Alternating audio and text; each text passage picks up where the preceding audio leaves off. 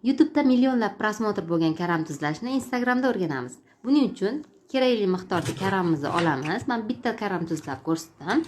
Bo'laklarga bo'lib, idishimizga solib, to'g'ralgan chesnok, ukrop solamiz va iliq yoki iliqdan ozgina issiqroq suvimizga tuz solib, yaxshilab eritib yuboramiz va karamimizni ko'madigan darajada qilib suv quyamiz.